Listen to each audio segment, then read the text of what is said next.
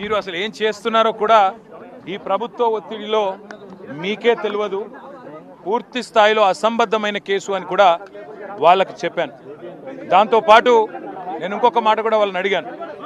ఇవాళ పొలిటికల్ ప్రెషర్లో ఒక political case పెట్టి దీనివల్ల ఏదో సాధిస్తానని రేవంత్ రెడ్డి అనుకుంటే అది ఆయన మూర్ఖత్వం మాత్రమే అవుతుంది అనే మాట కూడా చెప్పాను.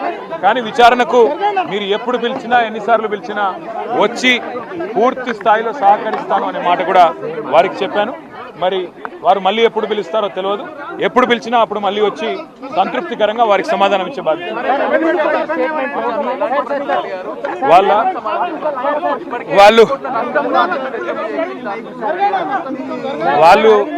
వాళ్ళు పాపం రేవంత్ రెడ్డి రాసిన 4-5 ప్రశ్నలు పట్టుకొని ఆ 4-5 ప్రశ్నలే 40 రకాలుగా అడిగారు. కొత్తగా అడిగింది ఏమీ లేదు, కొత్తది ఒకటి కూడా లేదు. ఇందులో నేను అడిగింది ఒకటే, వాళ్ళు పైసలు ఇక్కడికి వెళ్ళి పంపించినామని చెప్తున్నా, అక్కడ పైసలు ఉన్నాయని వాళ్ళు చెప్తుండ్రు, కరప్షన్ ఎక్కడ ఉంది అని అడిగినా సమాధానం లేదు.